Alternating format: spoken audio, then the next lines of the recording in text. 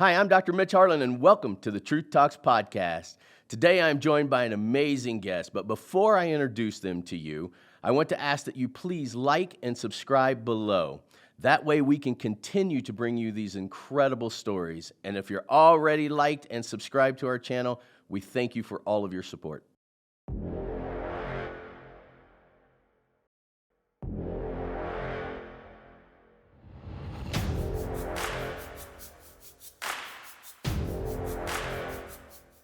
Hi, I'm Dr. Mitch and welcome to the Truth Talks podcast. Today's episode is Anthony McClaren. This guy is something special. It is amazing what this man has accomplished in his life. And at the end of this podcast, we're going to throw something out a little bit bigger than a mountain. But we're going to introduce you to him right now. Anthony McClaren, how are you, sir? I'm good, Doc. How are you today? I'm doing well. We're going to talk a little bit about who you are, what you've done. I'm going to give people a little bit of background on where we met. But you're an author. You're an author of this book, The 7 Summits for Dad. That's going to come in real handy. I'm about 3/4 of the way through because I got it yesterday. I'm getting old. I had to prepare for a couple other shows, so I only got about halfway through. But what an incredible read that is. I'm going to finish that up tonight. You're also an attorney, an extreme adventurer, just all around interesting guy. And we're going to talk about your story, and your story is amazing. A little background for our listeners.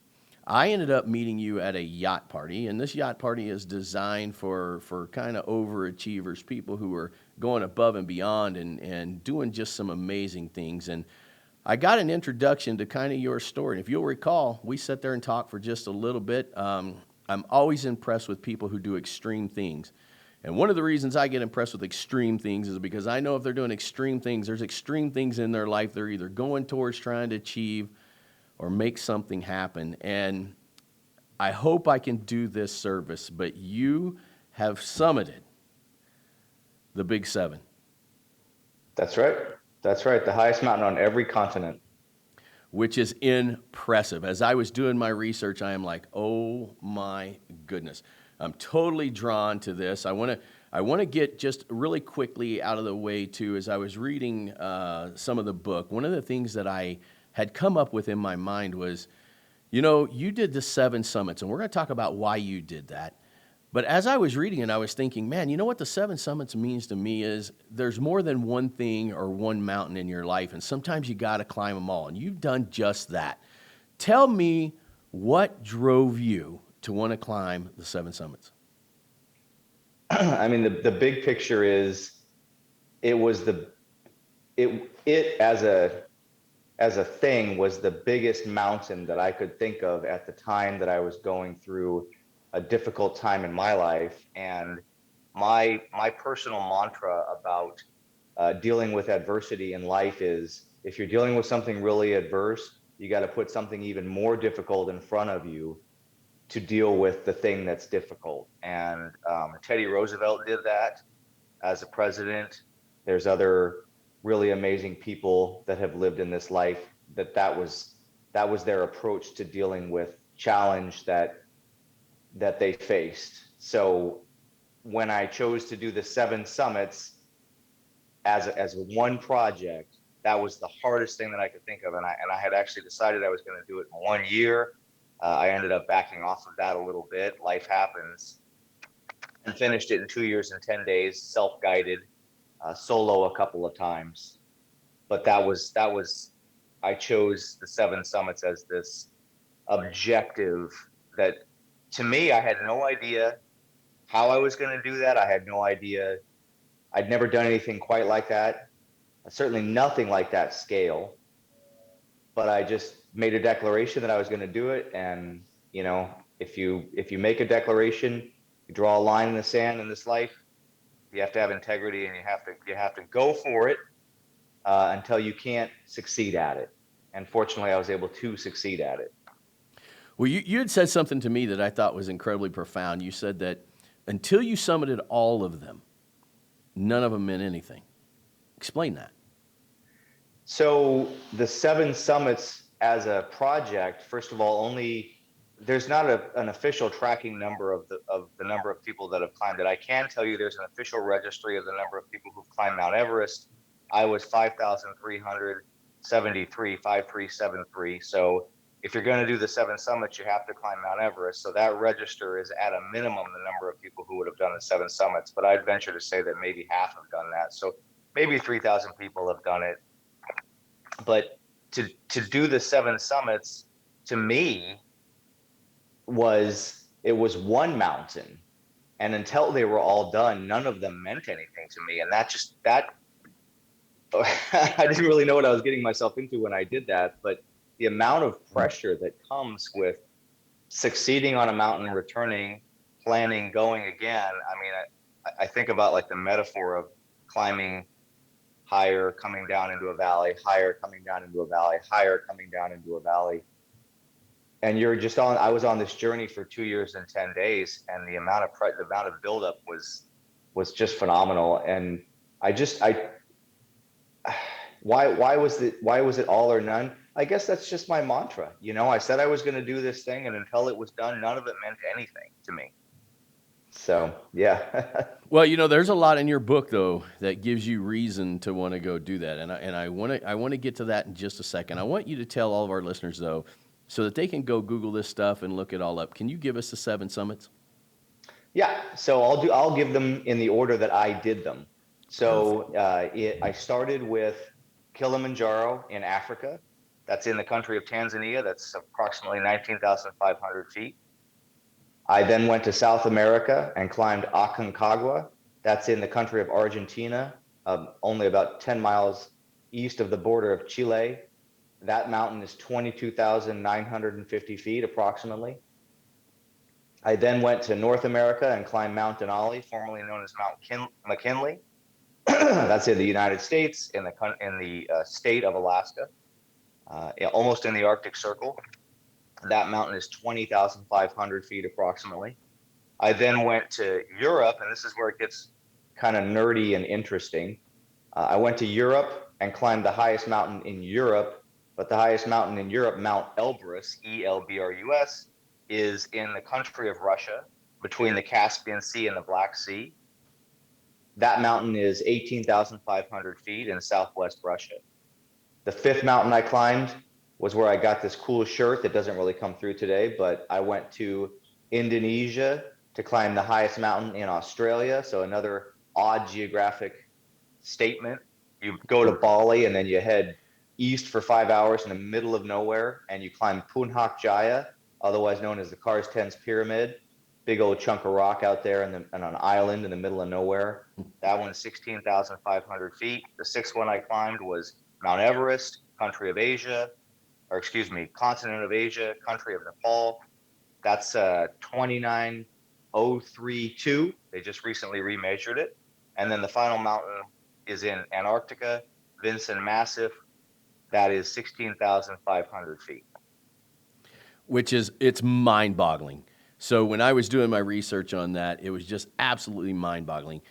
Different countries, different continents, different everything, right? So one of the things that kind of ran through my mind was, with each one of those mountains, was it something different for you? Was there a different motivation, or did it seem like when you started climbing, it was the same motivation?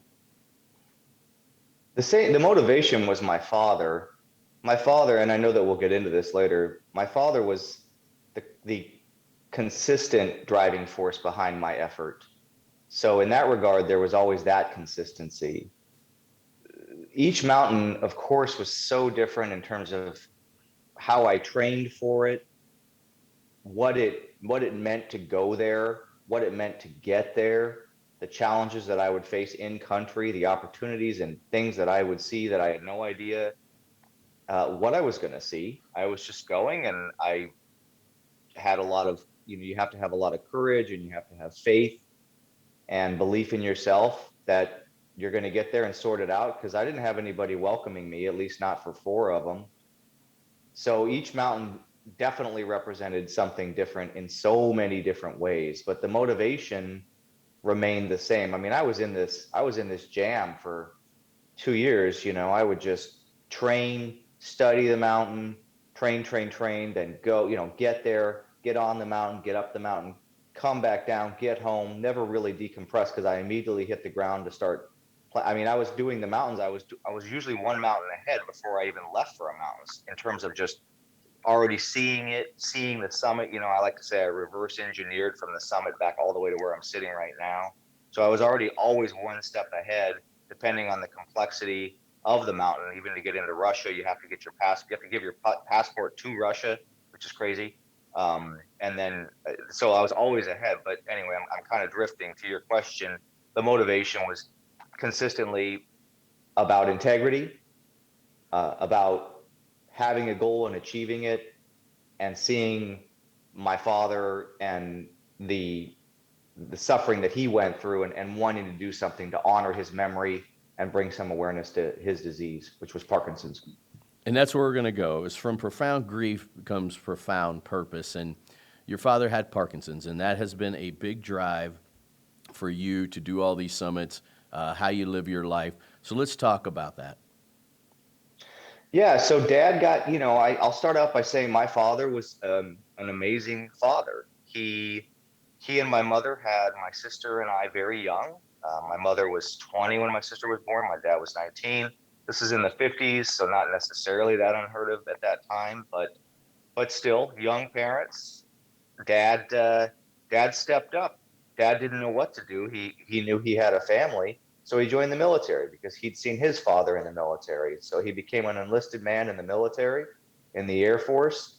He worked, as I said, as an enlisted person as opposed to an officer, because he knew that he had to do that thing. He knew that he had to keep his family safe and put food on the table and raise his children. And it's just such a simple thing to say, but it's so admirable. And he was the best at it. He was, he was caring. He was stern. But he was always there, and he was really great at it. And fast forward, don't spend too much time talking about my dad. Everybody, hopefully love their pops. But mom passes away at a pretty young age herself, and dad should have another chapter of his life. He was only 52 when mom died. Mom died was 53, and he was already showing signs of Parkinson's, but he was stoic and he was hiding it. So anyway, mom passes away, and he's a wreck. And my sister and I were like, Dad, you got, something's going on. Let's go figure out what's going on. And then he gets diagnosed with Parkinson's. What a jip. He didn't even get he didn't get any more life. And I really, I'm not going to point a finger at anybody, but I hated the fact that my dad, that happened to such a wonderful, caring, loving person. And I was there for him the last 3 years of his life. He was pretty much a shell of who he was. He'd already lost his mind. I've said before, he lost his mind before he lost his dignity, because he was being basically cared for like you would care for an infant, by myself, by caregivers and stuff. And such a strong, independent force in my life, to see him broken down to that and have to observe that was incredibly painful. And so, yeah, that's what Parkinson's can do. It just impacted my father at a young age, and he died on December 1st of 2016. He was 59 years old, and I was there when he died. I was holding his hand. It's pretty powerful that kind of thing can still make you take a deep breath. So yeah, I was very motivated to just to react to that pain. And what was the reason that you climbed the seven summits? What obviously was to bring awareness to it. Was it to feel closer to him? I wanted to do something that was really hard, because I'd just gone through something that I considered really hard. And my dad had always had an interest in my climbing. He was not an athlete. My athletic interest, I've been an athlete my whole life. I was a military kid. You move around, you got to find a group, or you're going to go the wrong direction. And I found sports as an outlet. And that's something that I will always praise: sport, period. I just believe in it in my heart, that it is a way forward. Dad wasn't an athlete, but he of course admired his son. And one time he had said to me he wished he could be on those mountains with me sometime, and he never got the chance. I was already climbing as a person. I was already aware of the seven summits. I was aware that it was probably within the realm of possibility for me, maybe not in the time frame that I had said, but so I just chose that as the thing to do, to react to Dad's passing, and I didn't know what I was getting myself into, Mitch. I just knew, all I knew was that it was going to be really hard. And in my life, that's usually all I need to know. All I need to know is that I don't know what that is, but it looks really hard. So I'm probably going to have to go do that. So, I love to run these stories because it is so powerful. And again, we're going to promote your book here at the end of this, and I want people to go read this thing because I've come to the belief after studying your story and studying you and knowing about you, I really believe that this pathway is that healing pathway, especially for men. I definitely see it a little bit more here, but doing that hard. Everybody has that mountain. You got to summit that mountain to get past the next thing. What I loved about the 7 summits in your story is, again, it dawned on me that, wait a minute, we have more than one mountain in our life. We have relationships, we have business, we have kids, we have a lot of summits. And I just thought this was so beautiful how your story took everything that I think is a mountain and kind of encapsulated it into this kind of outcome. And then the end of this podcast, which I still have more questions, so I can't get there yet. But I also believe that what we're going to talk about at the very end is one of the biggest secrets for everybody if they truly want to find out what it is that's inside them. And I think it's just one of the most amazing things at the end here. I want to talk about real quick because I'm just curious here, and it's my show, so I get to do what I want to do. But I'm actually curious, what was your toughest mountain that you climbed, and for what reason? yeah. So, I finished this thing at the end of 2019. So I've had plenty of time to reflect on that question. I get asked it a fair amount. And the answer unequivocally is Aconcagua in South America. Now, that's just personal to my experience. The hardest mountain in terms of the endurance, well, the hardest mountain physically was Everest. I mean, there's no question that that is a really, really hard thing to do. But the reason that Aconcagua was so difficult for me and why I say that that was my hardest spiritual mountain was because I had actually made an effort to climb that mountain solo, meaning that you go there by yourself with your own gear. You have at least 100 pounds of gear. You got to schlep up the mountain, get back down. I had gone there in 2016, I think, or 2015 or 2016, and made an effort to climb it and had to turn around about maybe 600 feet from the summit, which is a difficult thing to do, but you learn a lot when you have the fortitude to turn around. But I had to have turned around on that mountain and come back. And at the time, I was going through a lot of personal stuff. My dad was ill. I was, on the end of a relationship, a marriage, and so I was in a really ugly place. And then when I returned to that mountain after I did Africa, I came back. I was on the ground for maybe I'd say on the ground. It was like touch and go. Somebody said I was back in LA for 3 weeks. And then I go to South America again solo. I get to Mendoza. I get everything all squared away. It's almost Christmas time in South America. I get all the stuff squared away. I'm there the second day of my journey. I'm sitting on my bags at the bus station. I had my little shoulder bag in it that had my navigation gear, my beautiful little camera, my text device to connect with the outside world, and most importantly and irreplaceably, my climbing permits. And they caught me slipping, Mitch. They caught me slipping down there. And next thing I know, the bus is pulling up and I'm like, okay, here we go. We're going to go climb this mountain. I look down and that shoulder bag was gone. Oh, That shoulder bag had been, they had some thieves had seen it and they just figured out a way. I had set it down and I hadn't clipped it to anything. And, I've traveled a lot. I know the rules, but I was tired. I was probably a little overly confident. And, just the kick you get in your stomach when you look down and you don't see that, that thing that I needed all of those things, but I definitely needed those climbing permits. So I was just, spiritually you're just kicked in the gut. I mean, I'm there by myself. I'm in a Spanish country. I speak some Spanish, but you're freaking out. And I had to maneuver to figure out how to get on the mountain. So I had to go back to get the permits. But to do that, they were about to close the government offices because it's Christmas time in a Catholic country, you know, and so I ended up getting a police report that said that I had been burglarized, and they said this will be enough. And I had enough foresight to say, okay, to the people who helped me at least get my bags to the mountain, I said, can you call every human being that I might encounter and tell them that this crazy solo gringo climber is about to show up with no permits and say that this is what happened, because I'm not going to be able to articulate that, right? Because Right. you're so fried when you're climbing and everything. So so I did that, and then I get there, and I'm angry. I'm angry at what happened. I feel vulnerable. I feel like everybody's in on it. And the Argentinian people that I encountered afterwards, they sense that. They're a very wonderful, warm, people, and they welcomed me in, and they said, well, we're sorry that this has happened to you. This is not us.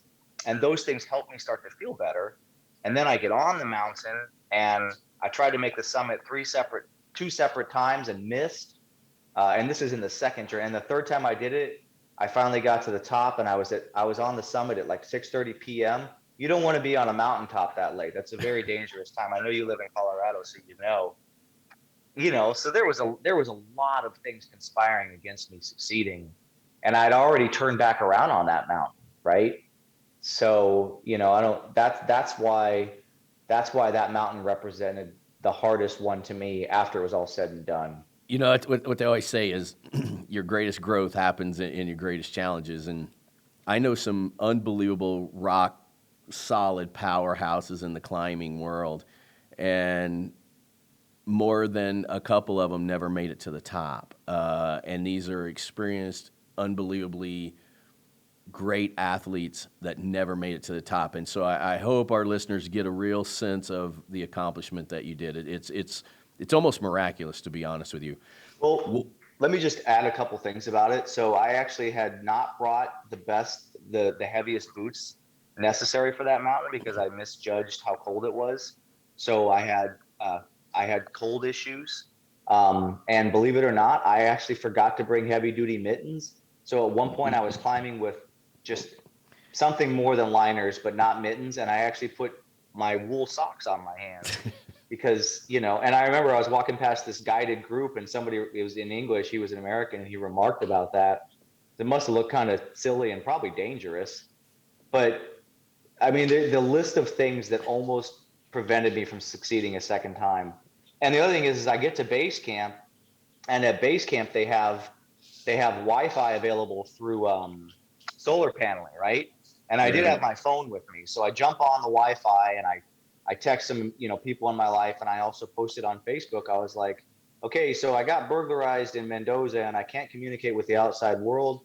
I'll be back in 8 days or 7 days, I think I said, and that's the last thing that people heard from me for 9 days. so so they were mounting a cavalry to come get me because this device that I had, you can text to the outside world. I didn't have a sat phone. I was too cheap to buy one or rent one.